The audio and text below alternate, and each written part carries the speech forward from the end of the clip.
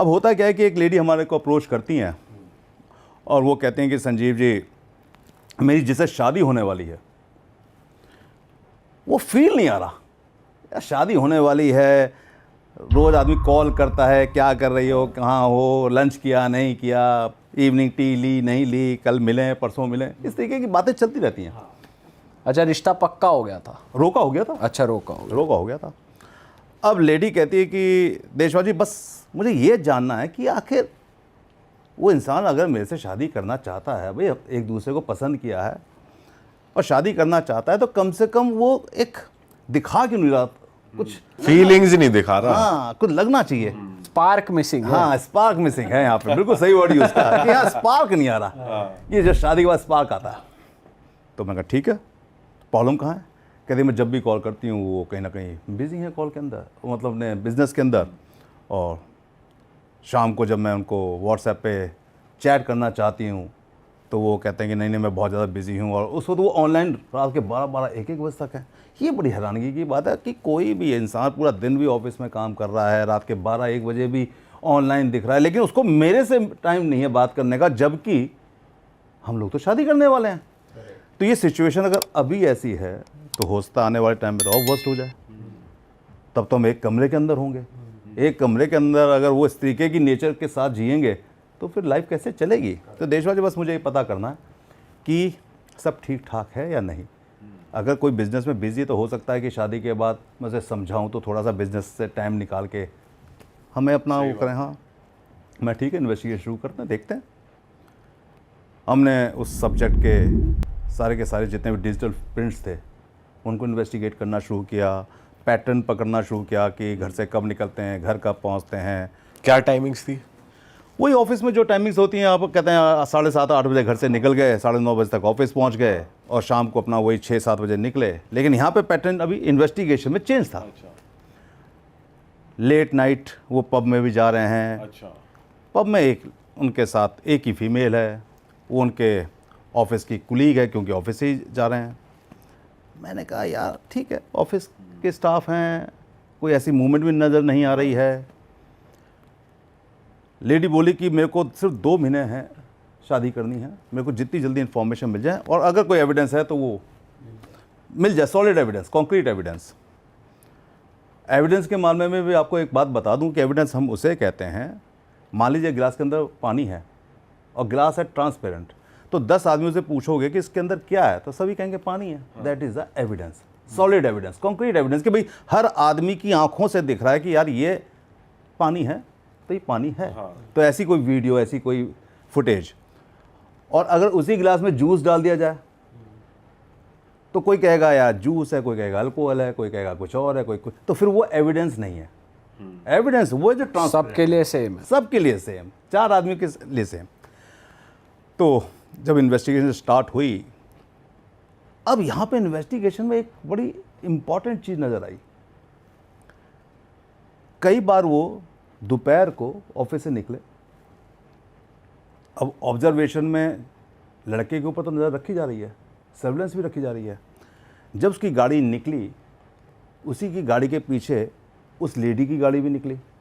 कौन सी लेडी? जो लेडी उनके साथ पब में भी कई बार गई है, कई बार कैफेटेरिया में भी देखी गई है, और दोनों गाड़ियां जाके खड़ी होती हैं कहाँ पे? मॉल के बेसमेंट में। ठीक है। उसके बाद लेडी शिफ्ट होती है, मेल की कहते हैं गाड़ी में, और मेल की गाड़ी बाहर निकलती है और वो जाती है फार्म हाउस पे दिल्ली के।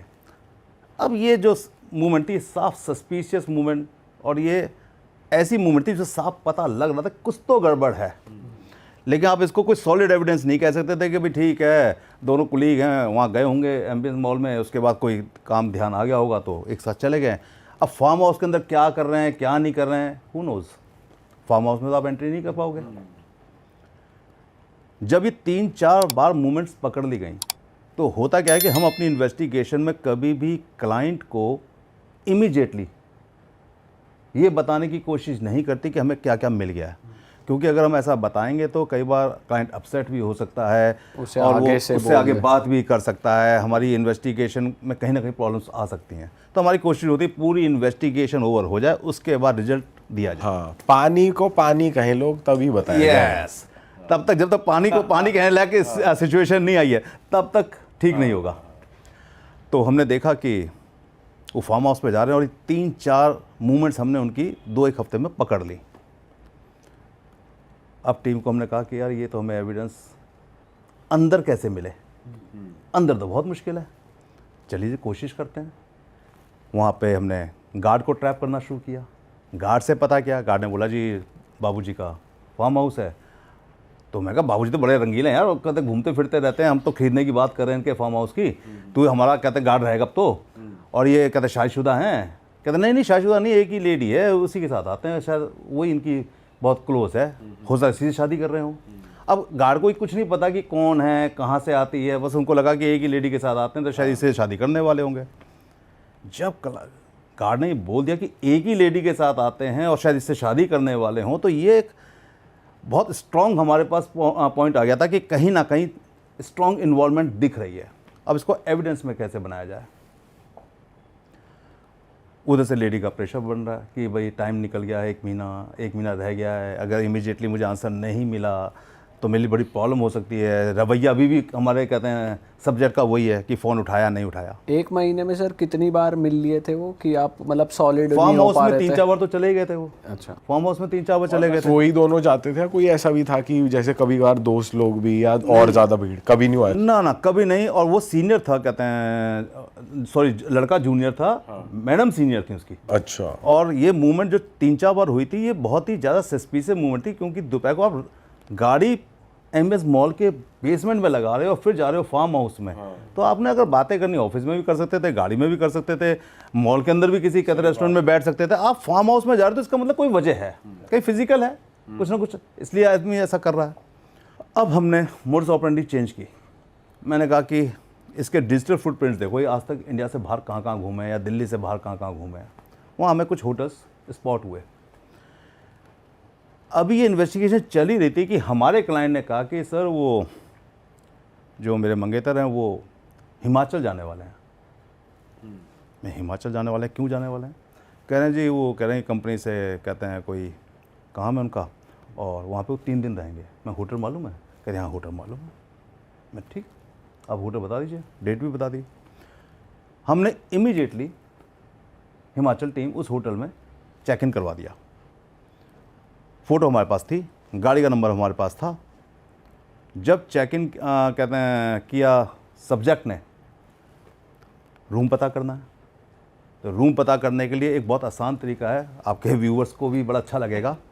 किसी भी 5 स्टार होटल के अंदर जो गेस्ट लिस्ट होती है वो 3 जगह होती है।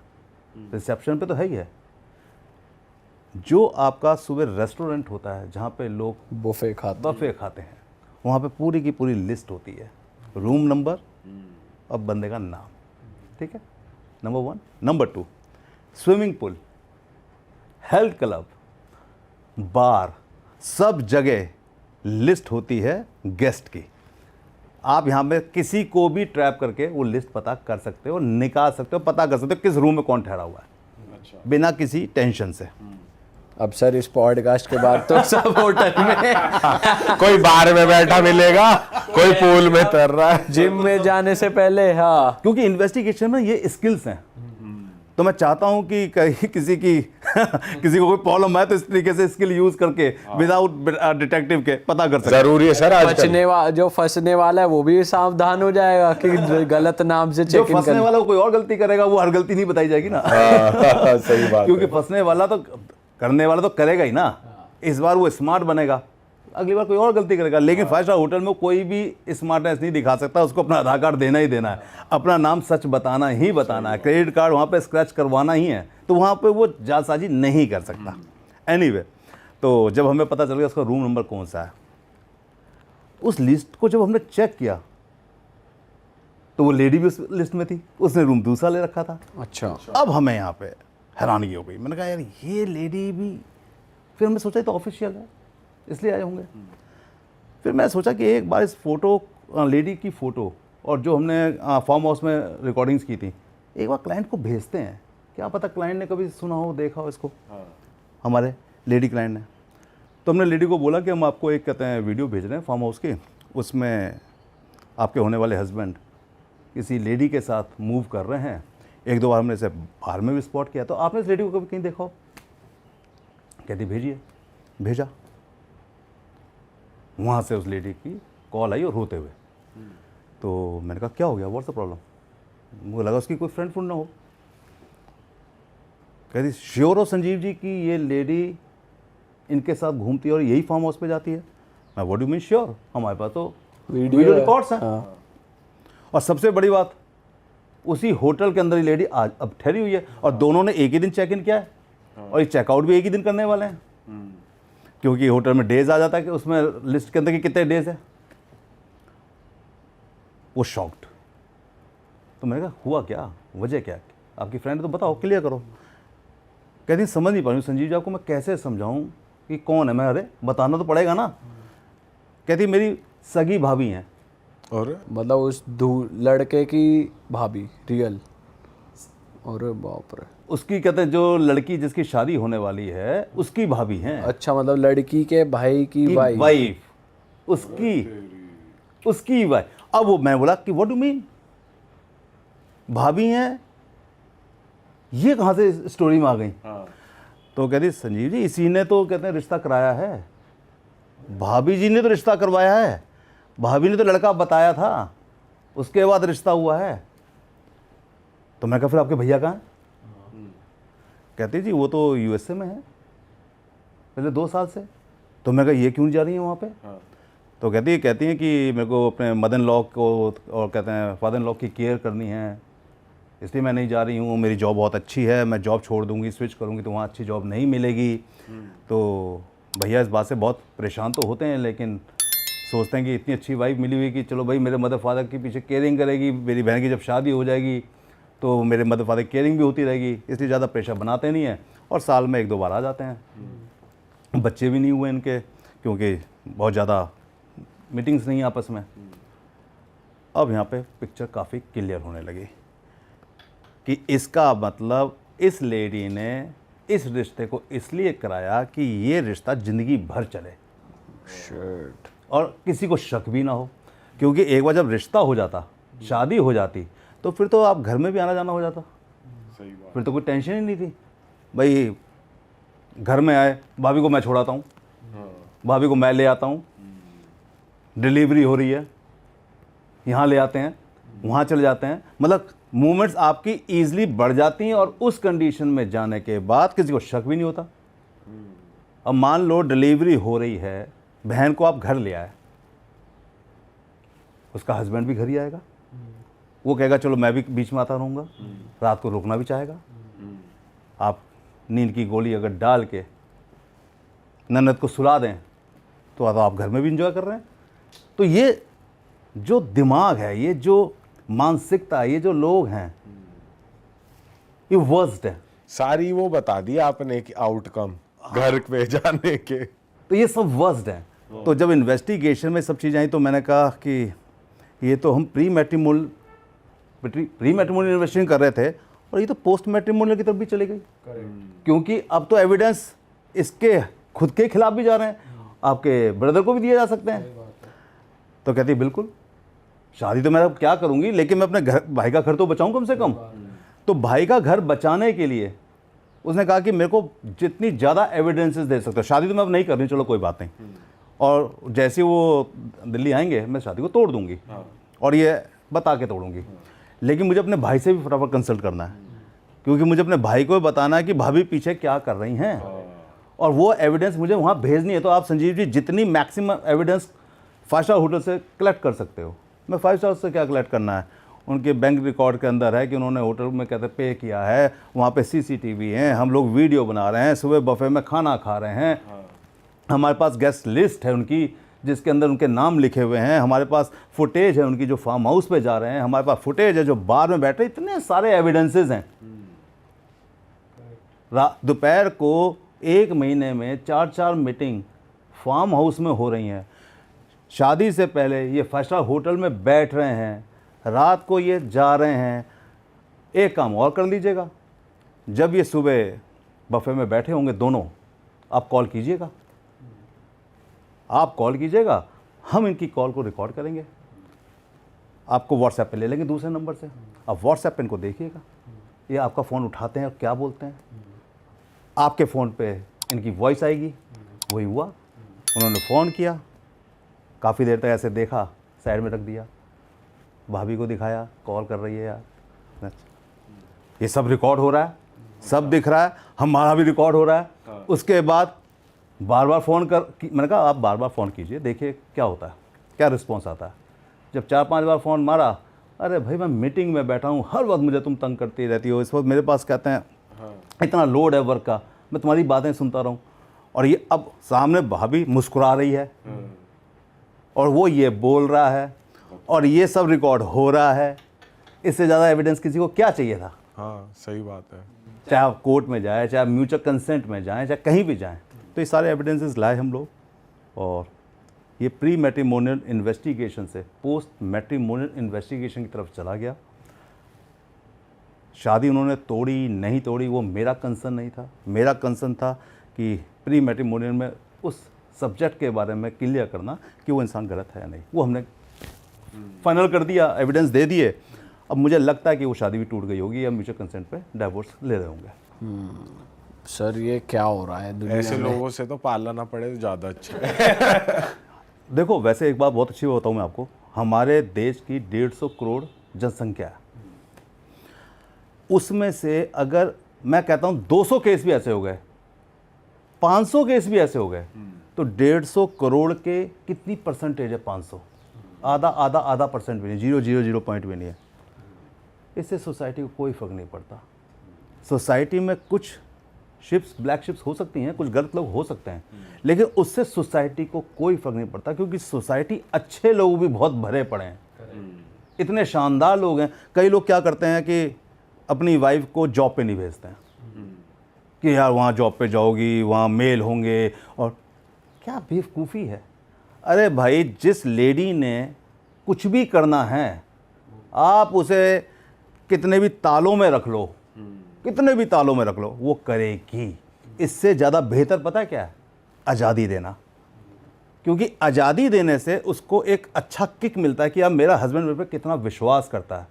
जब आपका हस्बैंड आप पे विश्वास करता है तो आप विश्वास तोड़ना नहीं चाहोगे, लेकिन जब आप उसे तालों में रखोगे तो उसकी सिक्स सेंस कहेगी, देख तेरे को मैं दिखाती हूँ कि तालों में रह के भी क्या किया जा सकता है।